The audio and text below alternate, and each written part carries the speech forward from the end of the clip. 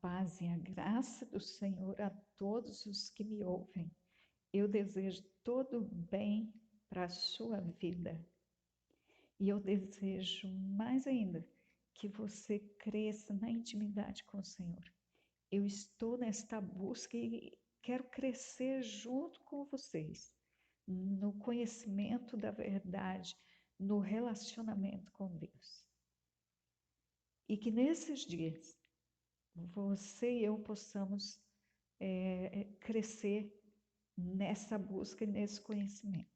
Nós temos vivido dias muito difíceis e por pelo menos mais 2 anos as dificuldades vão se agravar cada vez mais.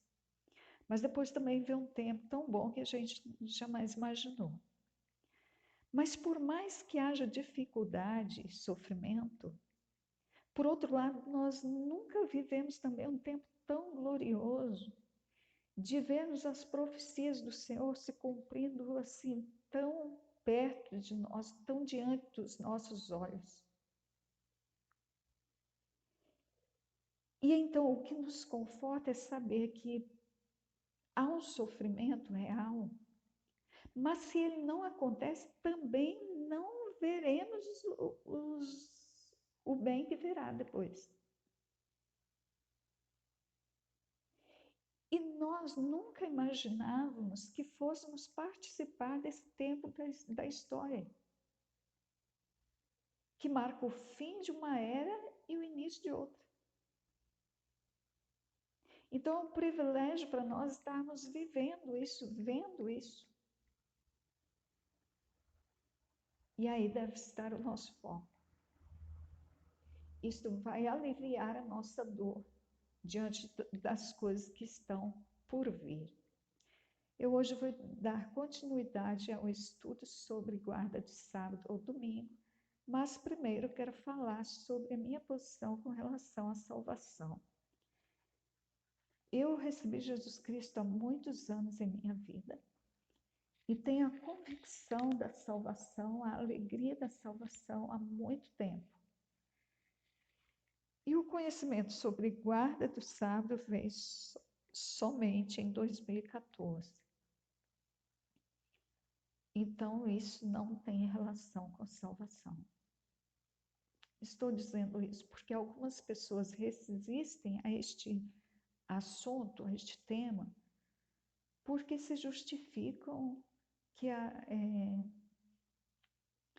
a salvação é pela graça. E, obviamente, a salvação é pela graça, não tem outro jeito. A vida eterna, ela tem um valor impagável por nós. O único que teve o valor da vida eterna é o Senhor Jesus. Então, a obra dele, o sacrifício dele, é que foi suficiente para a salvação. Então, não há outro meio de salvação, não há nada que eu ou você possamos fazer para sermos salvos. Se guardar os 10 mandamentos trouxesse salvação, Deus não mandaria seu filho aqui para sofrer tanto, por uma coisa que nós podíamos fazer. E Jesus Cristo, ele é superior a tudo. Ele é superior a Moisés, ele é superior à lei que Deus deu através de Moisés. Como disse o pregador de Hebreus, que pacientemente descreveu aos hebreus cristãos, que na época estavam querendo voltar às práticas de sacrifício de animais e circuncisão, o pregador vai pacientemente explicar a superioridade do Senhor sobre Moisés, sobre os sacerdotes de Levítico, sobre o sangue de touros, de bodes, sobre os anjos. Então, o Senhor Jesus, ele é superior, não há nada que comparar a Jesus. Mas a palavra que ele deu é ele. Foi ele que deu. E ele é a sua palavra. Então, nós precisamos ter respeito por esta palavra. Nós não recebemos a salvação e vamos para o céu de imediato. Nós recebemos a vida eterna e permanecemos aqui. Nós temos um compromisso nessa terra. Aqui nós seremos e somos testemunhas do Senhor Jesus, que reina conosco e através de nós, cumprindo as suas prescrições, ele manifesta a graça de Deus nesta terra. A minha relação com a palavra de Deus é uma relação de amor. Eu não tenho uma relação assim de alegria em ver que isso não precisa mais fazer, porque a salvação é pela graça. Isso aqui também não precisa, porque a salvação é pela graça. Isso aqui não precisa, porque isso aqui diz respeito à história do povo antigo. Eu tenho muito prazer em saber que não é necessário o sacrifício de animais, porque o sacrifício do meu Senhor resolveu isso de uma vez por todas. Eu tenho o prazer de saber que não é preciso mais a circuncisão, porque o sacrifício do Senhor Jesus, a marca do Espírito Santo, sela o crente como propriedade do Senhor. Mas quantas demais coisas eu tenho o prazer de fazer, porque se veio de Deus é bom. Se é para o meu bem, eu quero, eu gosto, eu amo a lei de Deus. Eu amo a palavra de Deus.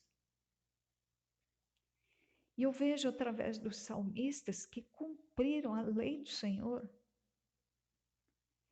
que eles tinham prazer nisso, eles cantavam que o Senhor é bom. Ninguém dizia que o Senhor era rígido, exigente. Não.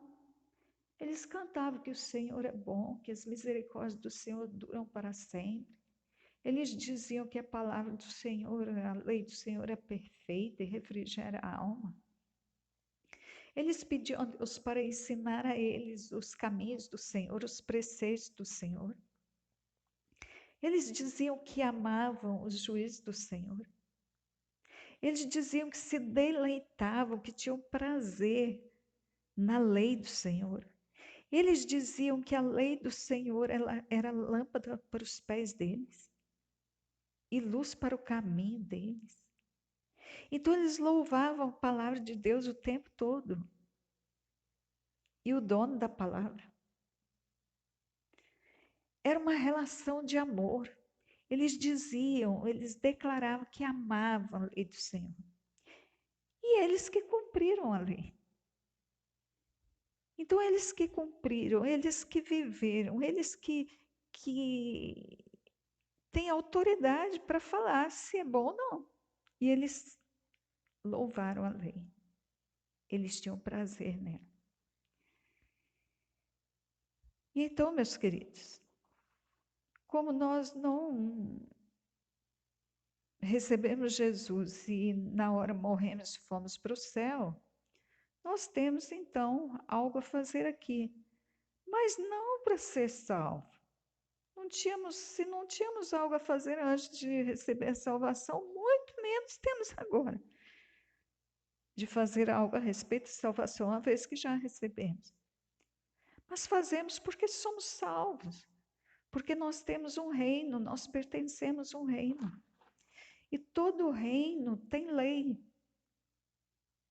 Até uma casa, uma escola, ou qualquer outra instituição, uma empresa, um país, tem leis. Tudo tem princípios. E por que o reino de Deus não teria? E no milênio, quando Cristo estiver aqui, ele vai reinar com estes princípios. Por quê? Porque eles são perfeitos, eles são completos. Eles garantem os resultados que prometem. Então é interesse de Deus que nós os conheçamos. Então dá para você ter uma intimidade maior com isso, sem relutância. Alguns não gostam que fala, nem sequer toca no assunto de sábado, porque é do judaísmo. Qual a diferença entre o judaísmo, entre o assembleísmo, entre o batista, entre o. Isso tudo é coisa de homem. É tudo igual.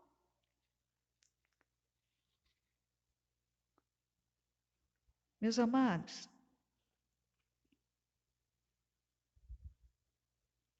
outras pessoas não gostam que falem no assunto porque têm raiva dos judeus, porque os judeus perseguiram tanto Jesus, maltrataram tanto Jesus. E aí já começa errado porque tem ódio de alguém. Isso não é o evangelho, não tem nada a ver com o Senhor Jesus. E a outra coisa é que, neste caso, eu gostaria de desafiar você. Você que pensa assim, que tem esse sentimento ruim contra os judeus por causa da covardia que fizeram com Jesus, você teria coragem de chegar diante de Deus e dizer assim: Senhor, eu não sou como os judeus. Eu detesto aquele povo. Eu amo o Senhor, jamais faria o que fizeram com o Senhor.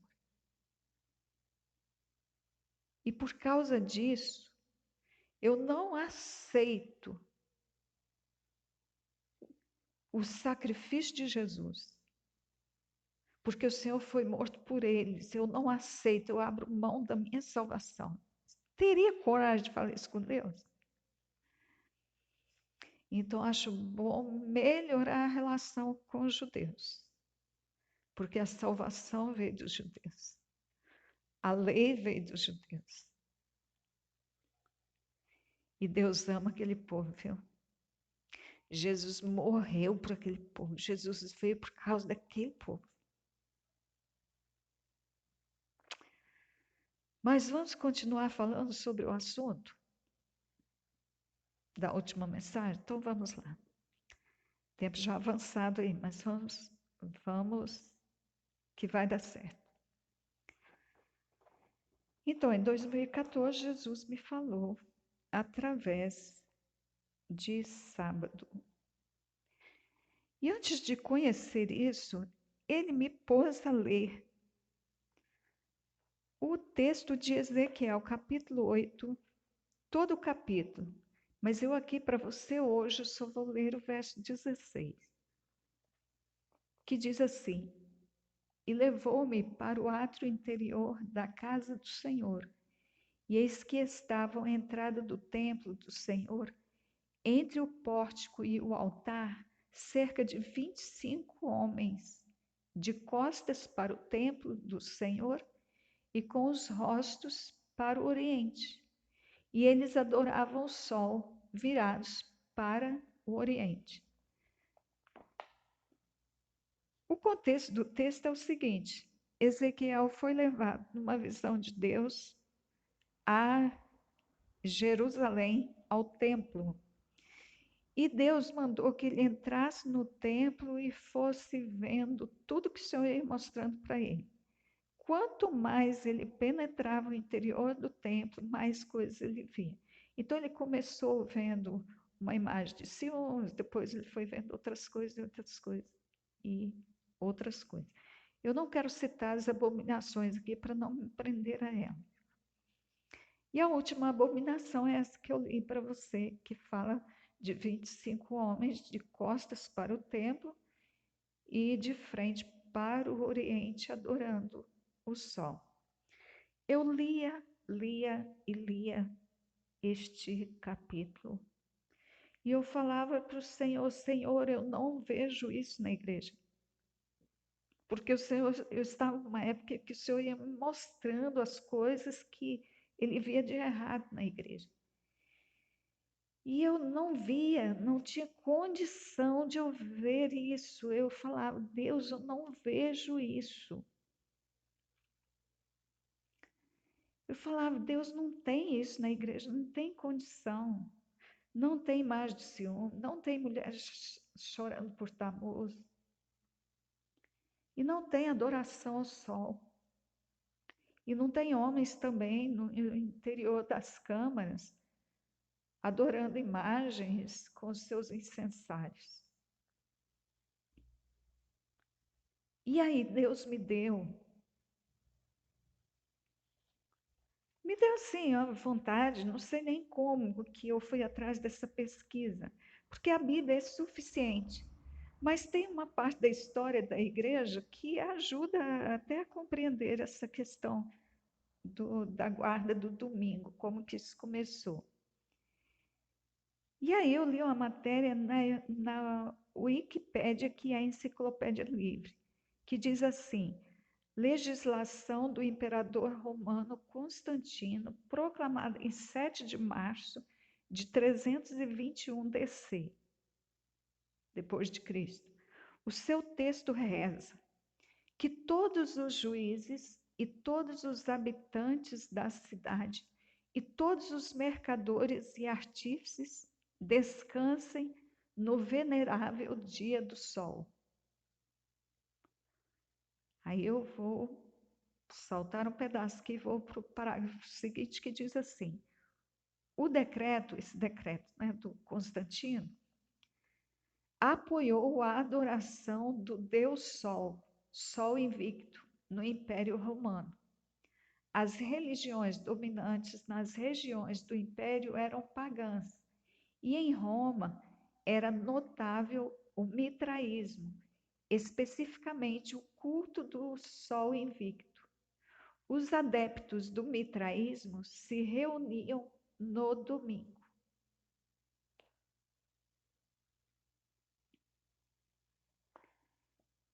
Então, em 321 depois de Cristo, o imperador Constantino passa um decreto para que o dia do sol seja o dia do descanso. E ele chama de venerável dia do sol. Domingo, em inglês, significa exatamente dia do sol. E aqui nós vemos que as religiões pagãs, elas adoravam o Deus Sol, o Sol invicto.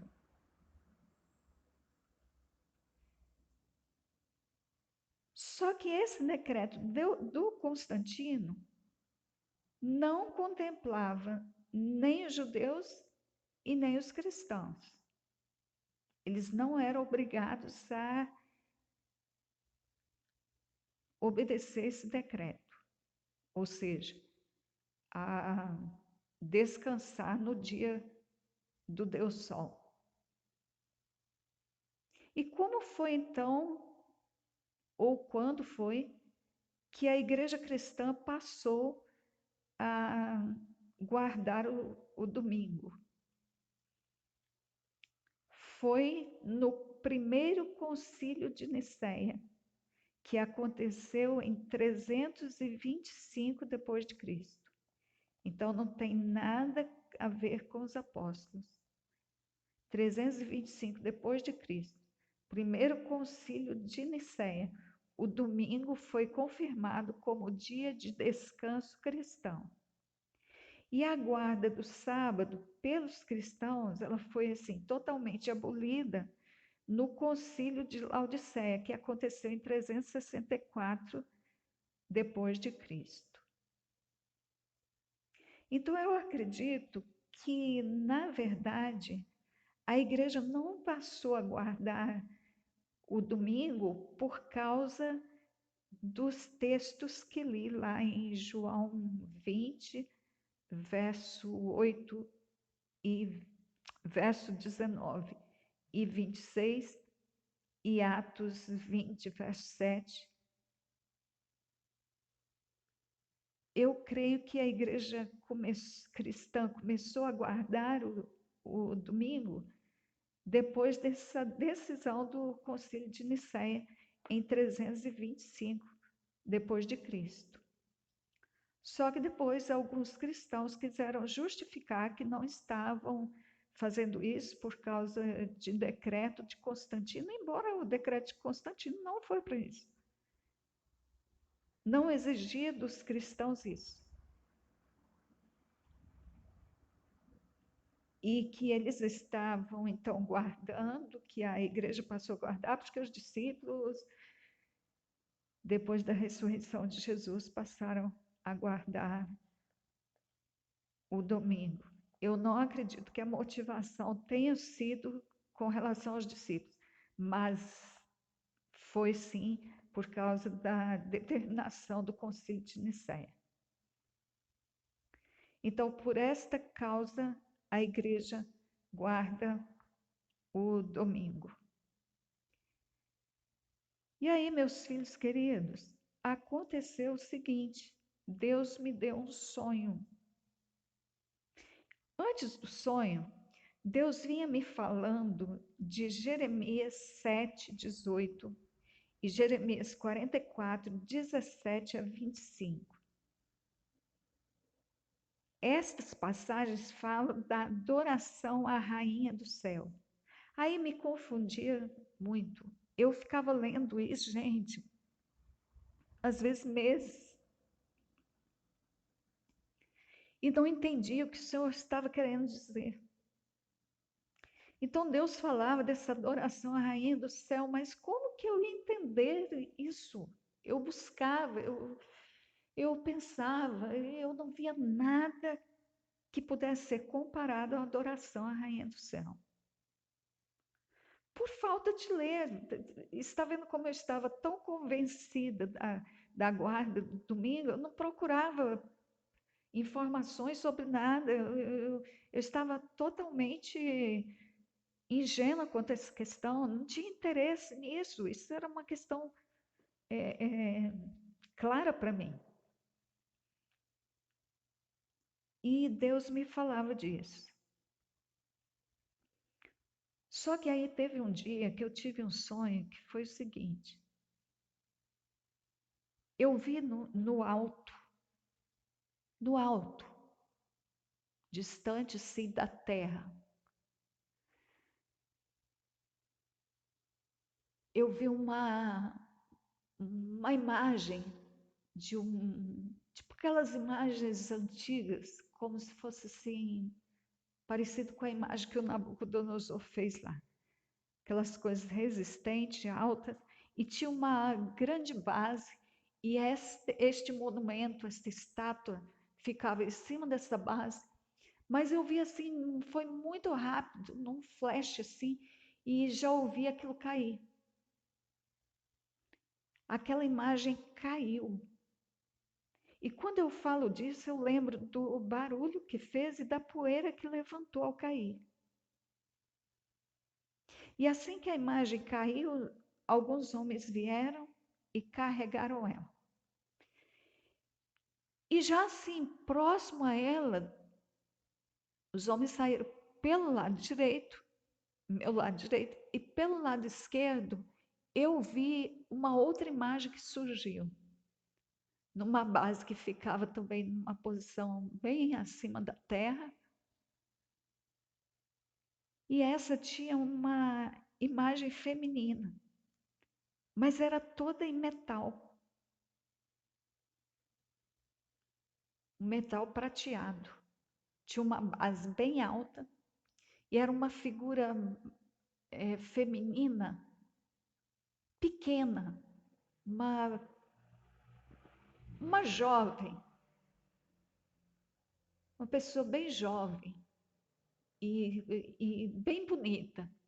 Era uma coisa artesanal, mas bem feita, bem bonita, bem trabalhada.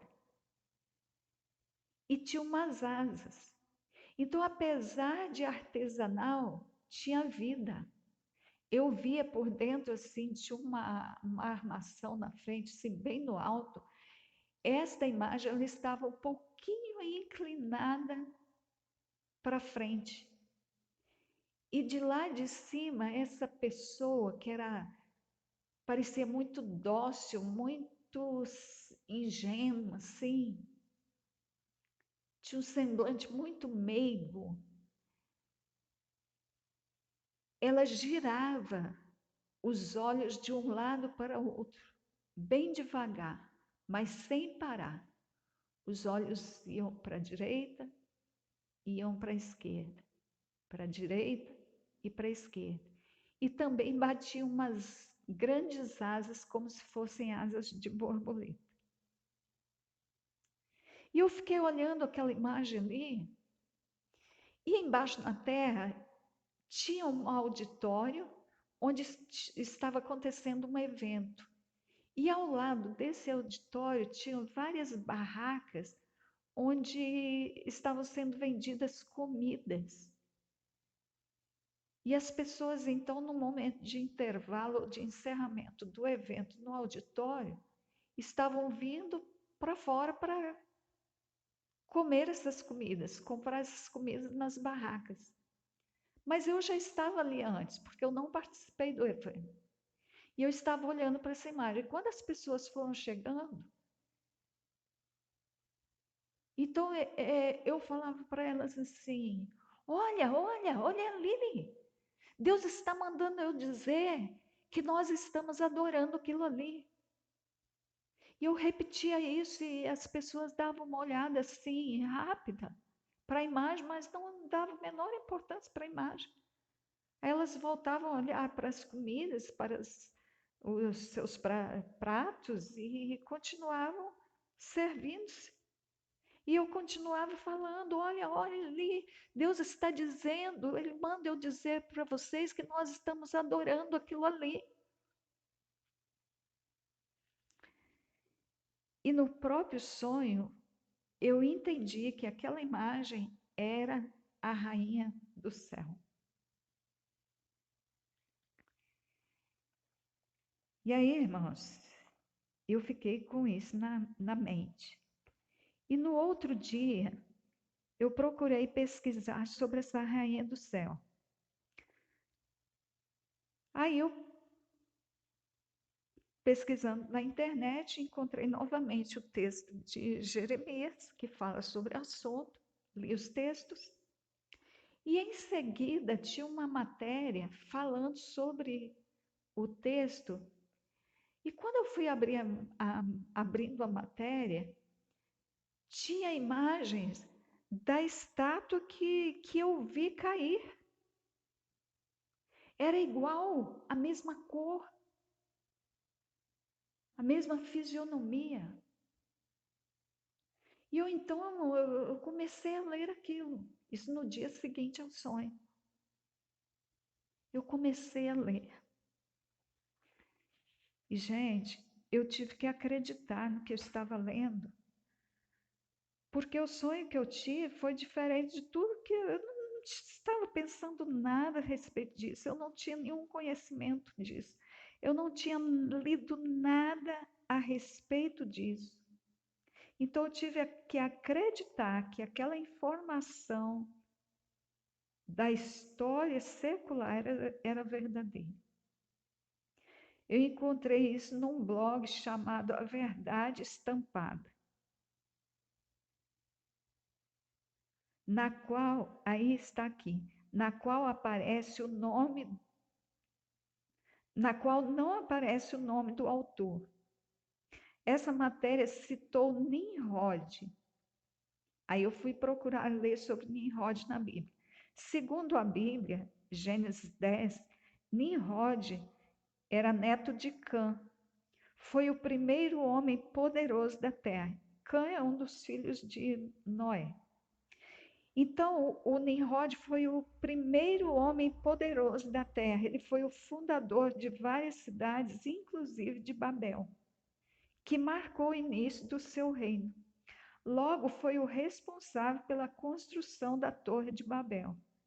Por essa construção, informa a matéria, ele foi reconhecido e adorado como Deus Sol.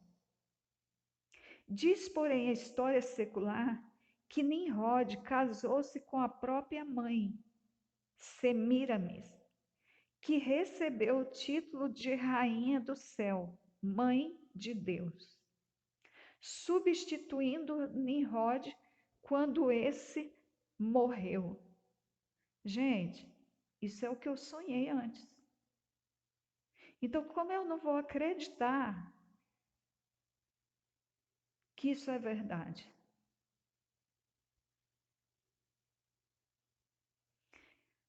A Igreja Católica, ela transferiu para a mãe de Jesus a então autoridade de rainha do céu. Portanto, desde 325 depois de Cristo, católicos e evangélicos têm adorado a rainha do céu semanalmente, no dia que o homem consagrou a ela, o domingo. Então veja bem, esse domingo, Sunday, dia do sol, ele foi dedicado a Nimrod. Mas quando Nimrod morreu, a sua mãe o substituiu. E ela foi chamada Rainha do Céu. Então agora já não era mais Deus Sol. Houve um momento na história em que esse Deus Sol foi substituído. Então, no sonho, o que aconteceu? Caiu a imagem masculina e apareceu a imagem feminina.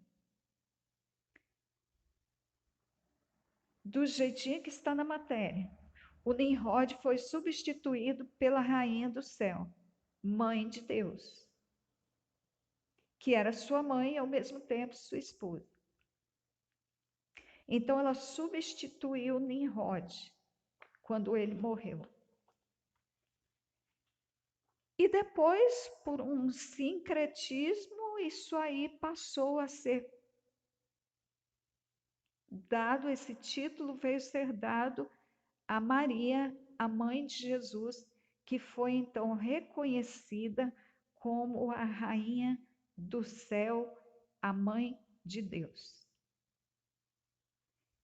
E aí nós estamos envolvidos nisso. Por isso que eu falo para vocês que nós estamos todos na mesma situação. Sejam católicos, sejam evangélicos. Eu vinha com muita tristeza vendo quantos evangélicos têm migrado para a Igreja Católica nestes últimos tempos. É grande o número. E muitos pastores também tiveram visão com Maria e se converteram ao catolicismo. E eu estava apavorada com isso, porque até então, queridos católicos e queridos evangélicos,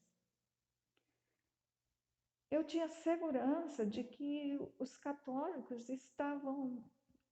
Olha, gente, eu aprendi a amar esse povo católico num trabalho que eu fiz nas escolas por 5 anos. Eu tive contato com esse povo e eu vi uma fé tão admirável, fiquei encantada. Eu passei a amar esse povo. Esse povo tem um temor muito grande. Mas eu vi a dificuldade deles só em ficar pedindo coisas diante de imagens, confiando em pessoas que já morreram. E Deus fala que maldito é o homem que confia no homem. Então eu tinha segurança de que eles estavam nisso, mas que tinham uma saída, que era a igreja evangélica. Então o meu desejo é que eles migrassem para a igreja evangélica, porque eles estariam livres desse tipo de confiança em homens. Aí nos últimos dias eu tenho visto quantos crentes fizeram o contrário. E muitos pastores também. E depois eu fui vendo que... Aí vi também, lembrando aqui, vi um padre com dons de cura. operando muitas curas. E eu fiquei assim, no início, sem entender nada, mas durante a própria matéria que eu assisti sobre ele, eu entendi que nós estamos na mesma situação. Os dias santos, eles vieram travestidos de coisa boa. Por exemplo, o dia de São Nicolau é travestido de Natal de Jesus. Aí quem não vai acreditar, quem não vai querer comemorar? Então, as ocultas, o santo está lá recebendo adoração. O dia de outro santo do dia dos namorados lá. Esqueci o nome do santo. O dia do trabalho é o dia de São José. O dia das crianças é o dia de Aparecida. E nós acreditamos, nós crentes, que é feriado por causa do dia de criança.